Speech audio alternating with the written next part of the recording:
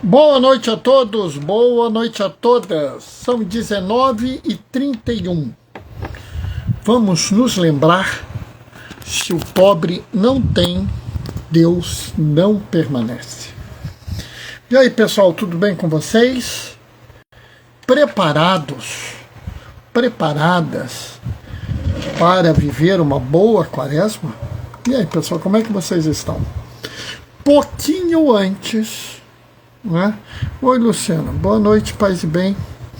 Pouquinho antes de eu começar a live, deu um picozinho de luz aqui, faltou luz por alguns instantes, né? Então acabei me atrasando, mas nada demais, estamos com luz.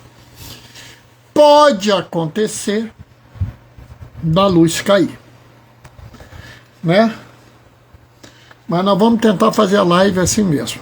Espero que vocês estejam se preparando, tenham feito uma boa preparação para a quaresma. E eu acho que a leitura de hoje é muito oportuna para a véspera da quaresma, né? Eu estou muito contente, porque não raro, na quarta-feira de cinzas, eu sou chamado pelos padres a fazer a celebração da palavra com a imposição das cinzas em uma das capelas que tem em comunidade. Esse ano vai ser diferente, porque eu não vou fazer em uma capela, eu vou fazer nas duas capelas que nós temos em comunidades, né? Algumas pessoas podem achar isso estranho, né? Oi, Ana Paula, boa noite, paz e bem. Que eu fique contente de fazer a celebração da palavra com a imposição das cinzas em duas capelas em comunidades, né? Até porque uma vai ser às 7h30 da manhã e a outra vai ser às 10 horas, e eu provavelmente vou ter que ir andando de uma para outra. Mas sabe, eu acho que as pessoas não entenderam ainda, não entenderam o papel de um diácono, né? Eu acho que, de certa forma, devia ser o papel da igreja em geral, né? Mas, como eu acho que eu determinar qual é o papel da igreja em geral é um pouco demais, né? Eu resolvi falar que é o papel do diácono, tá? Quem é que entrou aqui? Oi, Gracinha, boa noite, paz e bem. Sabe, pessoal, na minha cabeça, ser diácono é isso, né? O diácono é aquele que está na periferia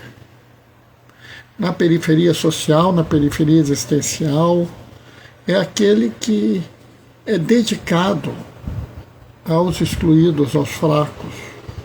Isso é ser diácono. Aos oprimidos. Oi, mozinho, boa noite, paz e bem.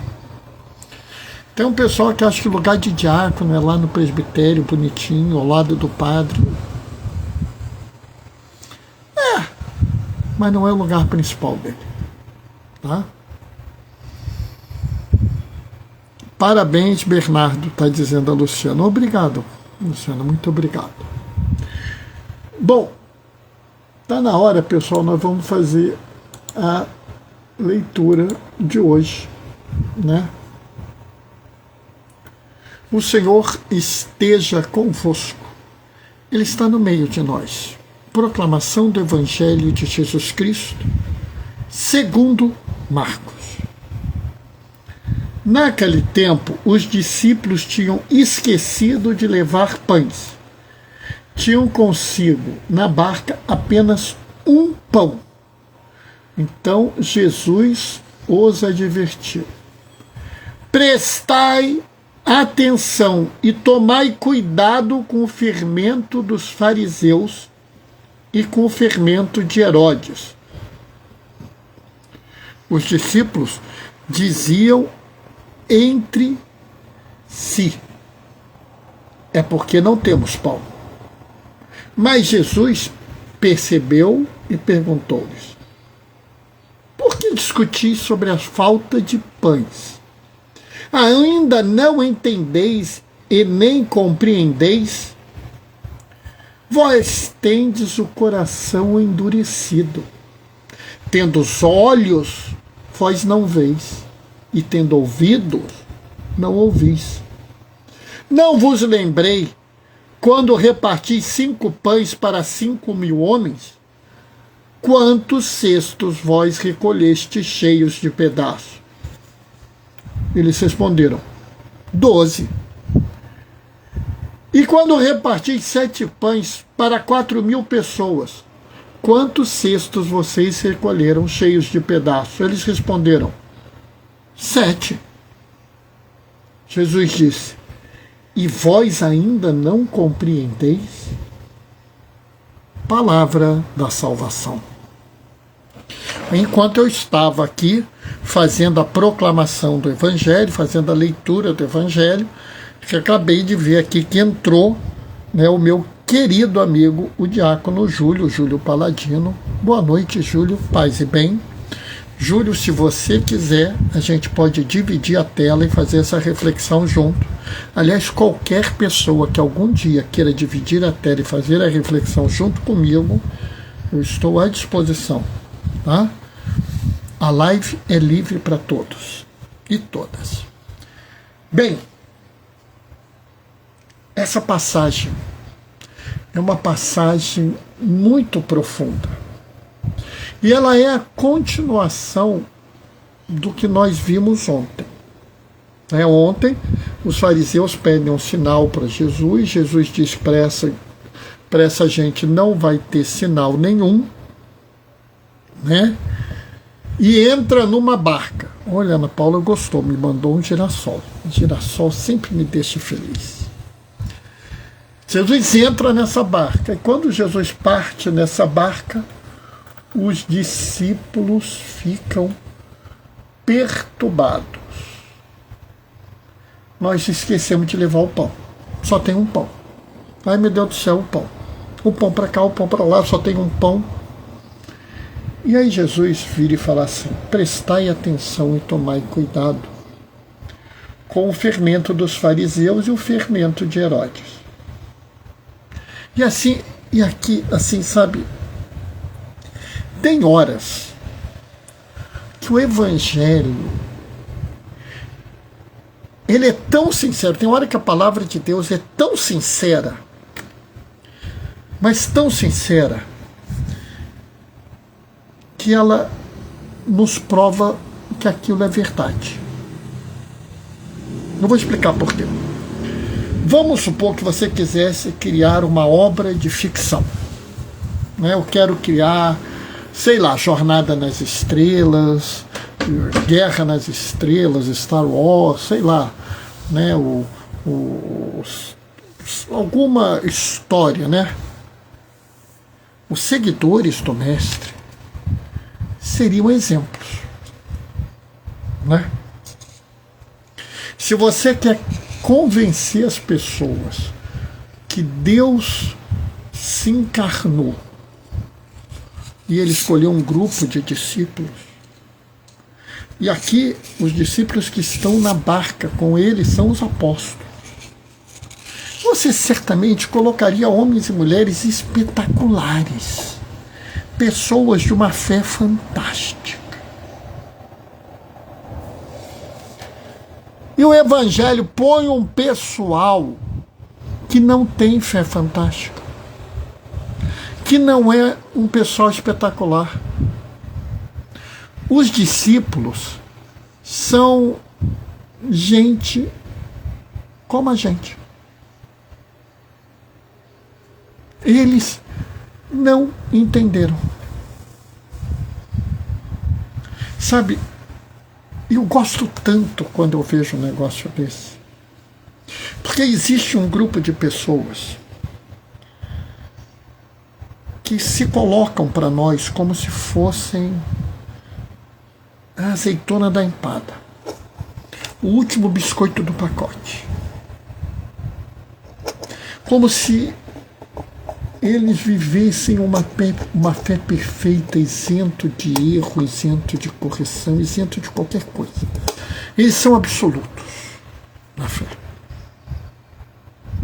E aí eu fico vendo que a Sagrada Escritura nos mostra homens e mulheres fracos, imperfeitos, falhos na fé. E aí eu digo o seguinte: louvado seja Deus porque me mostrou isso. Porque eu posso dizer, eu tenho uma fé fraca, que nem os discípulos do Senhor. Eu tenho uma fé falha, que nem os discípulos do Senhor. O último biscoito do pacote vem sempre quebrado. Ana Paula, que coisa fascinante, você está certa. Genial. Eu ainda vou usar isso numa live, Ana Paula. Você vai me deixar usar isso numa live? Eu vou usar isso um dia. Essa foi perfeita. Mas eu quero dizer que alegria me dá quando eu vejo que os apóstolos não entenderam. Porque às vezes eu tenho dificuldade de entender. Sim, por favor. Obrigado, Ana. Muito obrigado. Sabe por quê? Se você entende tudo que Jesus ensinou perfeitamente, sem sombra de dúvida, sem titubear um pouco, só tem duas opções. Ou você é uma pessoa santa, só está esperando morrer para ir para o céu, ou você está muito enganado. Das duas uma. Ah, Bernardo, a pessoa pode estar de má fé. Ai. Segura isso que a gente vai falar. Mas eu espero que isso não seja verdade. Eu sinceramente rezo para que ninguém que se ache perfeito na fé esteja de má fé, e vocês vão entender por quê. Mas existe mais um ponto nesse evangelho que é essencial e que vocês devem prestar atenção. Sabe, esse ponto eu acho que vocês deviam levar para a vida de vocês e que deveriam usar nessa quaresma. É a pergunta: qual é o seu fermento? Porque Jesus vira e fala assim: prestai atenção e tomai cuidado com o fermento dos fariseus e com o fermento de Herodes. E os discípulos não entenderam essa frase. Talvez para nós seja mais fácil do que para eles, porque nós ouvimos do Senhor e talvez eles não tenham ouvido nesse momento que Jesus falou isso. Eu teria que olhar os evangelhos, porque isso veio na minha cabeça agora.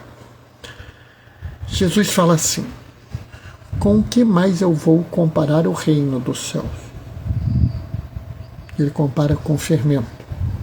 Que a mulher mistura uma medida de fermento com 2 ou 3 medidas de farinha, eu não me lembro agora, e ele cresce. Então, há 3 fermentos. O fermento do fariseu, o fermento de Herodes e o fermento da massa, que vive no meio da massa, que eu vou chamar do fermento do reino de Deus. Bernardo, onde é que está ensinando na Bíblia? Está gritando o Luizinho Literal. Não está em lugar nenhum, Luizinho Literal. O fermento do reino de Deus é uma invenção do diácono Bernardo. Ele pode estar falando besteira. Se tiver, vocês podem me corrigir. Eu não tenho problema nenhum com isso. Tá? Por que nós temos que tomar cuidado com o fermento que nós queremos escolher? que faz um fermento? O fermento insufla. O fermento modifica o lugar que ele está. O fermento infla. O fermento infla a massa. Mas Jesus fala do fermento dos fariseus e o fermento de Herodes. Por quê? Por que eu tenho que tomar cuidado com o fermento de Herodes? Por que eu tenho que tomar cuidado com o fermento dos fariseus?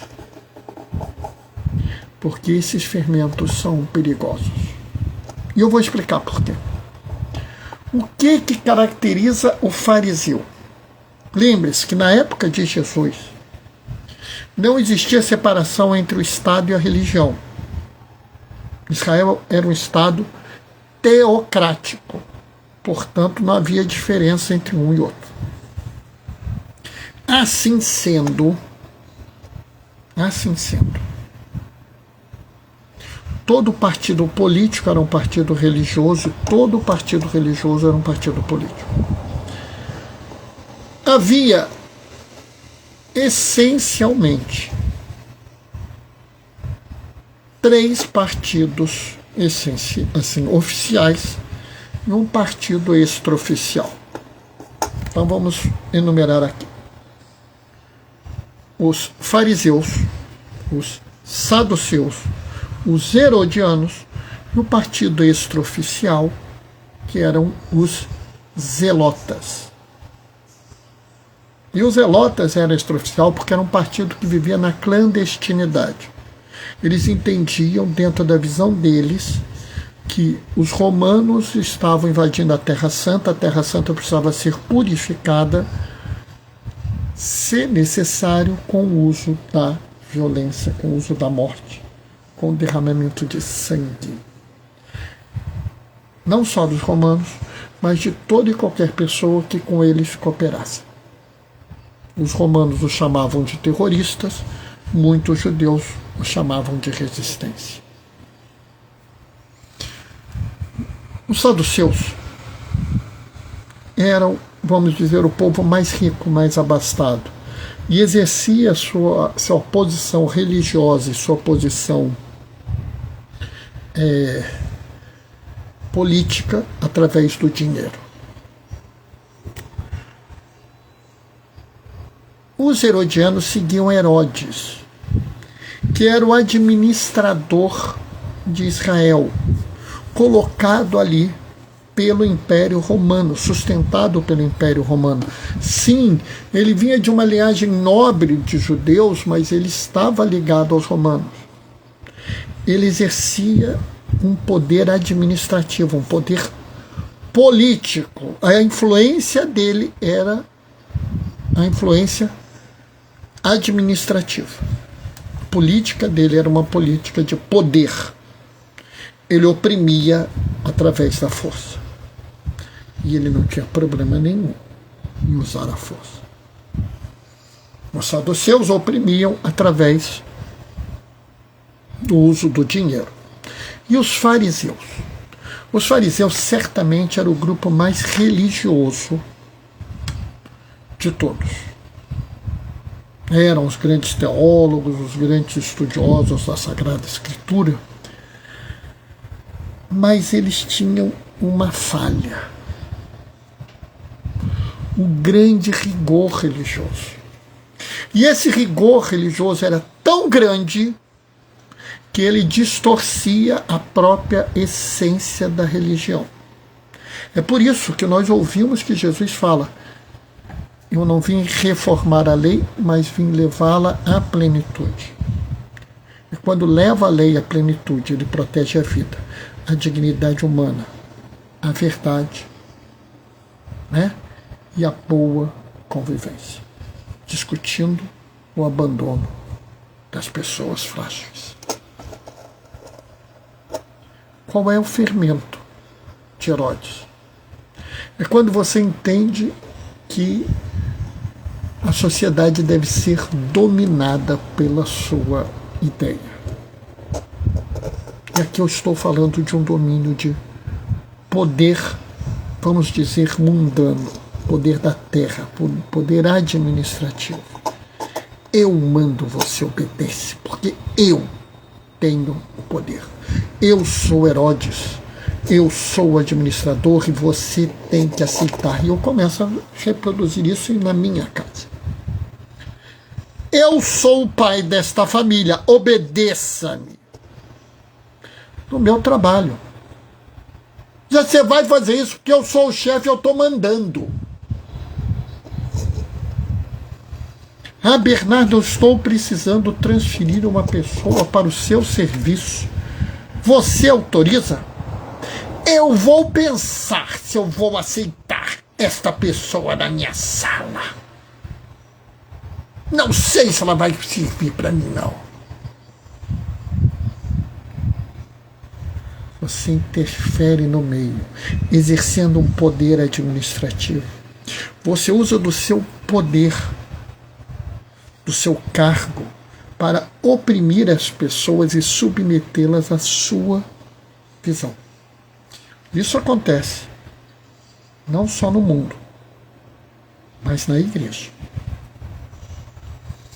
E eu já vi pessoas usarem de sua posição eclesiástica para dominar e não para cuidar.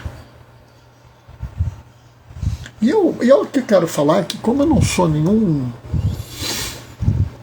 nenhuma azeitona da empada, eu durante muito tempo falei, o padre falou, eu obedeço. Eu não falo mais isso. Porque esse é fermento de Herodes. Se eu entendo o padre como uma pessoa a quem eu tenho que obedecer cegamente, eu estou no fermento de Herodes. Eu transformei a igreja numa situação de uma hierarquia indiscutível. É um posto administrativo e não um ministério de fé e de amor. Bernardo, e o fermento do fariseu? O fermento do fariseu, eu acho que é até mais perigoso que o fermento de Herodes. Porque às vezes é difícil você notar que ele é o fermento. Porque o fermento do fariseu, ele parece com a religião. Porque ele está baseado na religião. Mas ele distorceu a religião. Então, por exemplo, eu posso fazer um pensamento que aparentemente é um pensamento absolutamente religioso, um pensamento que é até piedoso, e na verdade ele é uma disputa de poder, é uma forma de opressão. E quando a gente cai nessa situação, a gente tem que tomar muito cuidado com o que a gente está falando. Vou dar um exemplo para vocês.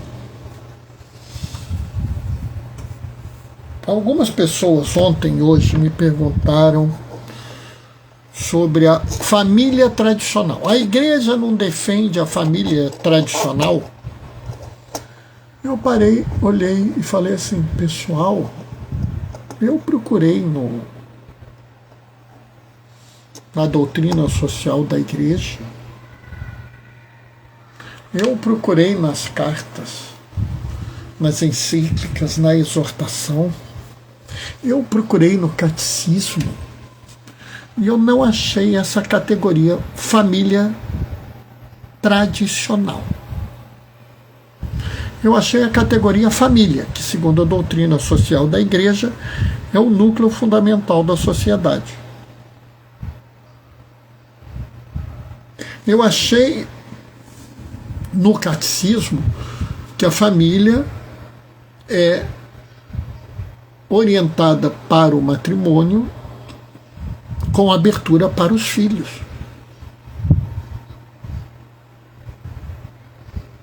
Mas eu não achei família tradicional.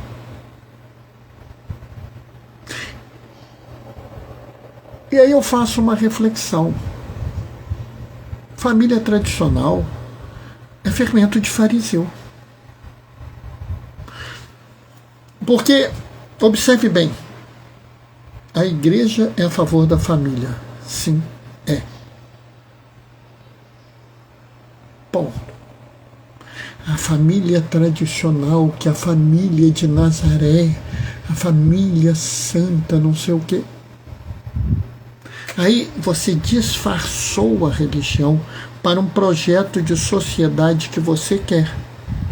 Você disfarça a religião e transforma isso num instrumento de manipulação, numa forma de opressão. E eu até acho gozado porque as pessoas falam: ah, o modelo nosso é a família de Jesus, Maria e José. É mesmo? Tem certeza? Tenho, Bernardo. Ah, entendi. Então, você é a favor de uma família cuja mulher ficou grávida fora do matrimônio. Que o filho não é de seu esposo. Que o esposo quebrou a lei para defender a mulher que ficou grávida fora do casamento e o filho que não é dele. Você defende uma família que é perseguida por um poder político-militar e que é refugiada. É essa família que você defende. É esse o exemplo de família que você considera ideal. Concordamos? Não, Bernardo, não foi isso que eu quis dizer, porque eu estou falando de... Mas essa é a família de Jesus, Maria e José. Vejam, é o que eu estou falando de uma manipulação da religião. As pessoas viram e falam assim: eu odeio o pecado, mas eu amo o pecador. E a imensa maioria das pessoas que falam essa frase ou são mentirosas, ou estão que nem os discípulos na barca, não entenderam o que Jesus ensinou. Porque se você odeia o pecado e ama o pecador, você não fica relembrando o pecado dele. Você não fica tirando o pecado dele na cara dele. Aliás, você nem se relaciona com ele baseado no pecado que ele tem. Ah, fulano não pode fazer isso por causa disso. Fulano não pode fazer aquilo por causa daquilo outro. Peraí. Você está tirando a dignidade dessa pessoa por causa do pecado dela? Então você odeia o pecador. Não, Bernardo, é que tal coisa é santa, pura, maravilhosa e não pode ser profanada pelo pecado. E aí eu tenho que defender. Fermento de fariseu. Você não sabe o que está no coração dessa pessoa.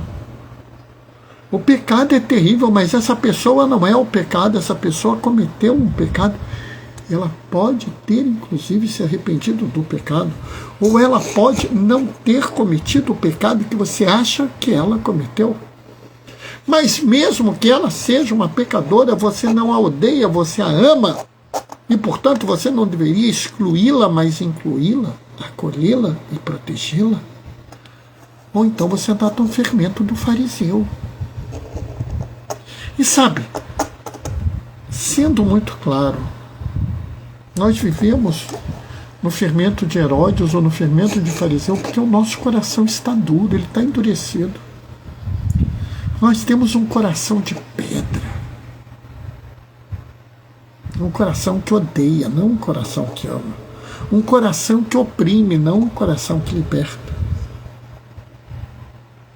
Um coração que não é sal da terra nem luz do mundo. Bernardo, e qual é a solução? A solução é você aproveitar essa quaresma e amolecer o seu coração. Se converte, meu irmão, se converte, minha irmã. Abre a sua vida para Jesus. Ouve a palavra. Aliás, não ouve não. Escuta a palavra. Deixa ela entrar aqui e vir para o seu coração. Ela vai quebrar esse coração de pedra. Vai transformar isso em pó. E a água do seu batismo vai transformar isso em lama. Sua alma vai ficar suja. Bernardo, a alma vai ficar suja. Eu prefiro uma alma suja, ferida, arrebentada, porque saiu ao encontro do mundo, se deixou tocar pelas feridas da humanidade e assim se aproximou das pessoas e foi cura e libertação, do que uma alma pétrea, endurecida, monolítica, insensível a tudo, inclusive a palavra de Deus.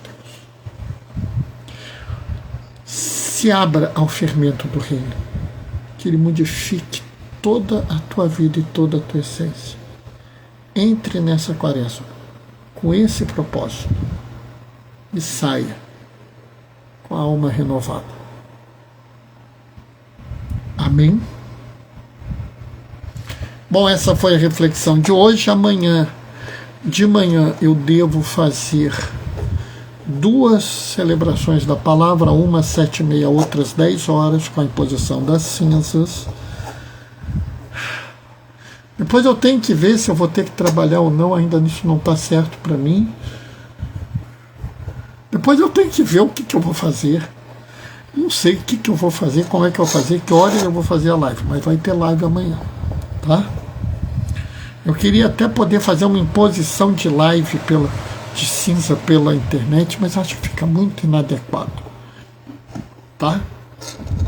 Ah, Bernardo, mas eu não posso receber as cinzas porque eu estou com um problema de saúde, eu estou cuidando de alguém que tem um problema de saúde. Pessoal, isso não tem diferença nenhuma. Receba as cinzas no seu coração. É mais importante do que receber as cinzas na sua testa. Luciana está falando alguma coisa? Amém. Obrigado, Luciana. Muito obrigado. Bom, vou despedir deixando a minha bênção. O Senhor esteja convosco. Ele está no meio de nós. Por intercessão de Maria Madalena, desça sobre vós e permaneça para sempre a bênção de Deus, do Deus Todo-Poderoso no amor, aquele que é Pai, Filho e Espírito Santo. Amanhã a gente se vê. Até lá. Beijos e bênçãos.